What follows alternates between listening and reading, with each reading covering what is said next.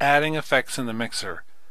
So let's take the bass sound, and actually you'll notice that I've reworked it just a little bit outside of the tutorial we did last with it. So what I did was edit this down, make it a little simpler so it'd be easier for what we're going to do next in terms of adding effects and working with the mixer.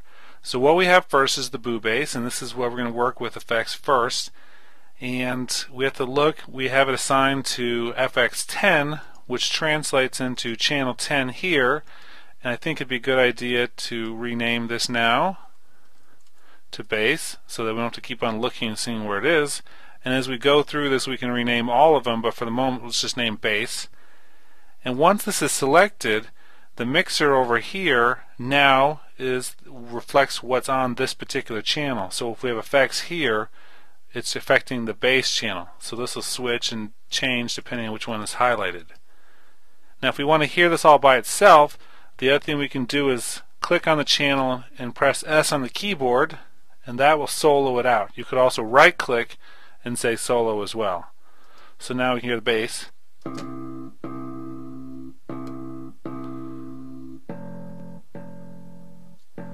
So you can hear it soloed out, and that's perfect for adding some different effects to this.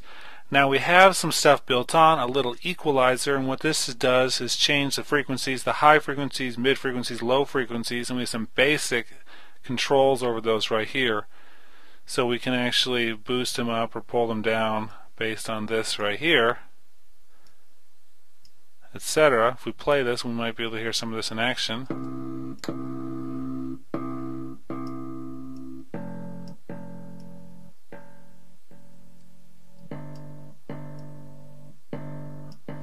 You can hear a little bit of that low frequency changing, but what we want to do first, or actually work with here, are the different effects we could add to this, either to fatten it up or to do whatever we want with bass. So we might pull some of the EQ out with this, but instead of using this particular EQ, I recommend we use a different one, and the one I recommend is in here. We're going to click on it and go to parametric EQ number 2.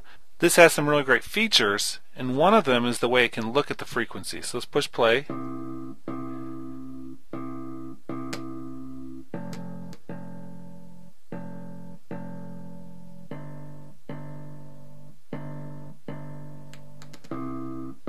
So you can see the harmonic content there. The big one at the bottom is the fundamental frequency, and the rest of them were harmonics up through.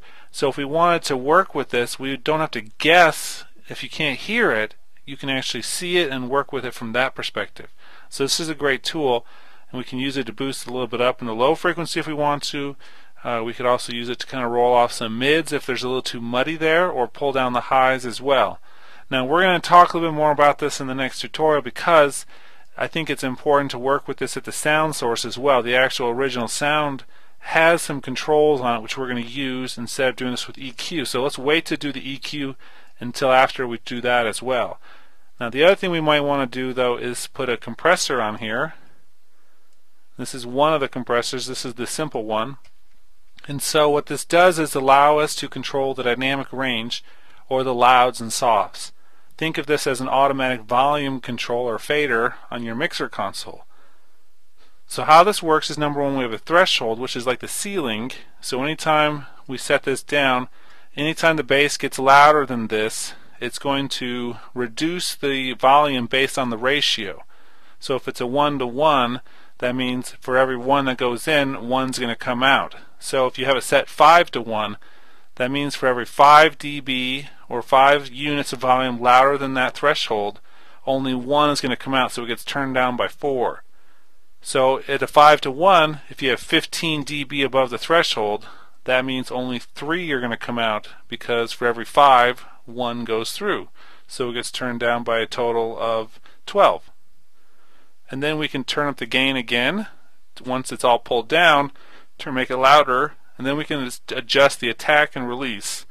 The attack refers to how long once it crosses the threshold it takes to actually lock down, and then the release talks about any change we have in the settings. So anytime that the audio is going down or up, the release ramps it between the two settings. And then, because we have a knee, the knee is determined by the ratio setting in the attack and release. We can also make it any different variety of knee types that they have here, hard being exactly when the attack starts and the ratio is utilized and the threshold is crossed, it's going to work. We can soften it up a little bit. We can make it sound like a vintage compressor, etc. So we have some options at that transition point. This will be useful to help tie it down a little bit.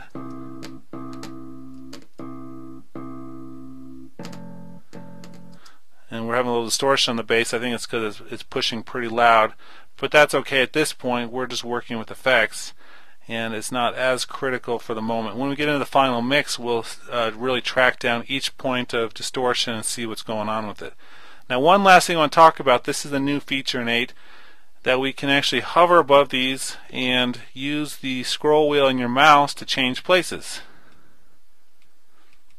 So I hover my mouse on it, and then I can move it up and down. This is really handy when auditioning different signal paths and testing out different things. So that's how we're going to do this. What we're going to do in the next clip is actually go through and fine-tune this bass sound more specifically, instead of talking theoretically in the sense of this particular mixer. Okay, let's move on.